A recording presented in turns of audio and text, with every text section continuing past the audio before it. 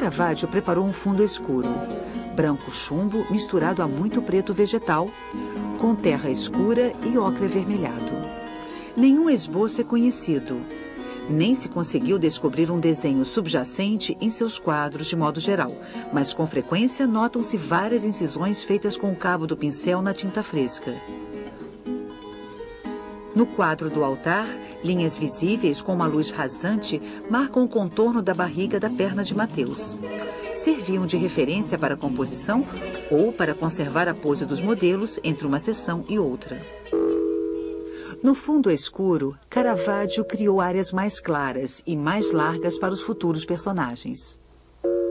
Com poucas pinceladas, surgiam detalhes dos rostos e expressões. Ele ia moldando aos poucos seu esboço com meios tons. Ele esculpe os drapeados com longas pinceladas, mesclando o branco de chumbo e o preto vegetal com gradações esverdeadas ou avermelhadas em função do efeito desejado. Ele terminava acentuando cada dobra com branco puro, que equivale ao brilho da luz. Depois, ele reintegra o contorno das silhuetas ao fundo escuro. Os membros, os rostos e os tecidos eram finalizados com suaves camadas de tinta. Caravaggio usava poucos pigmentos: terra escuro, branco de chumbo, ocres amarelos e vermelhos, cinábrio, verde acinzentado, preto vegetal e laca de garança. Ao misturá-los, ele obtinha cerca de 15 tons diferentes.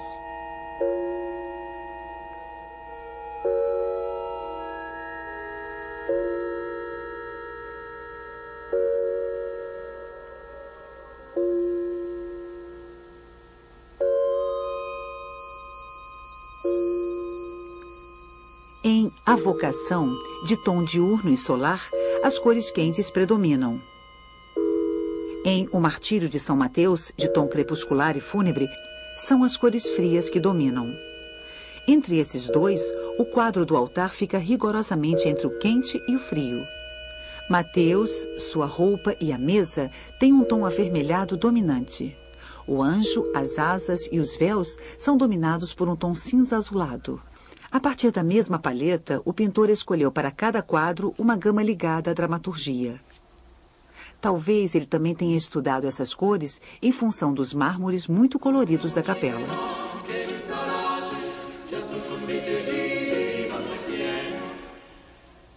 O pintor até então havia mostrado personagens solitários em plena luz, enquadrados em fundo claro em formatos medianos, ou em cenas com 2 ou 3 personagens. Dessa vez, ele precisou reunir na mesma tela mais personagens e em grandes formatos. Ele adotou uma nova solução, inspirada no claro-escuro de Leonardo da Vinci. Ele mergulha boa parte da superfície do quadro em uma sombra muito densa e faz com que os personagens surjam dessa escuridão através de uma iluminação brutal. No Evangelho, a cena acontece a céu aberto, mas no quadro não se percebe se ela está acontecendo dentro ou fora. Se fosse no interior, uma pequena janela poderia gerar o raio de luz em cima do Cristo, e a cena seria iluminada por uma porta que estaria se abrindo. No quadro do Martírio, a luz vem da esquerda. Em São Mateus e o Anjo, ela vem de cima. Os 3 quadros parecem iluminados por um mesmo ponto, a janela da capela. Mas, na realidade, essa janela gera pouquíssima luz. Nessa capela escura, os personagens iluminados pelo artifício pictórico se destacam como em uma cena de teatro. 3,20 metros de altura por 3,40 metros de largura, um formato quase quadrado. Os personagens de A Vocação são de tamanho natural, mas estão todos na parte inferior do quadro. O vazio de cima é atenuado pela janela. A linha mediana é marcada pela veneziana da janela e o banco. A linha de baixo da janela e a da mesa cortam o quadro em 3 faixas horizontais iguais. As extremidades da veneziana dão um ponto de distância que permite traçar uma linha do horizonte que passa pelo olho do Cristo. O outro ponto de referência é o ângulo do friso do banco no primeiro plano. O ponto de fuga corta a linha do horizonte acima do rosto de Mateus. Ponto de fuga e linha do horizonte estão ligados aos dois personagens mais importantes da narrativa. O martírio foi estruturado da mesma forma. A vertical do altar e duas linhas marcadas que recortam 3 faixas horizontais. O corpo do carrasco e o de Mateus compõem uma figura triangular. Os outros corpos funcionam como uma explosão em volta do núcleo central. Eles se opõem por grupos e se equilibram entre si.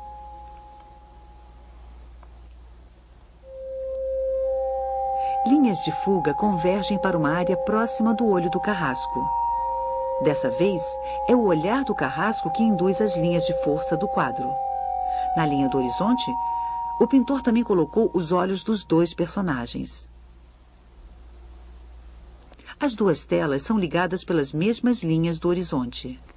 Mas como só podem ser vistas de baixo e lateralmente, elas são percebidas com uma distorção que aumenta seu efeito dramático. Para o quadro do altar, o pintor imaginou uma perspectiva de cima, portanto, uma linha do horizonte mais baixa. Querendo evitar uma imagem muito plana, Caravaggio aumentou as ilusões. O ângulo da mesa e do livro sobressaem. Esse efeito foi retomado pelo pintor em O Sepultamento. Assim, o banco está ultrapassando o degrau onde projeta a sua sombra. Seus contemporâneos diziam que o pintor só trabalhava com modelos. De fato, alguns rostos podem ser reconhecidos em vários quadros. O rosto do santo que aparece nos 3 quadros, mais ou menos idoso, também é o de Abraão em O Sacrifício de Abraão. Esse modelo reaparece em São Jerônimo e em mais 2 personagens próximos em A Incredulidade de São Tomás.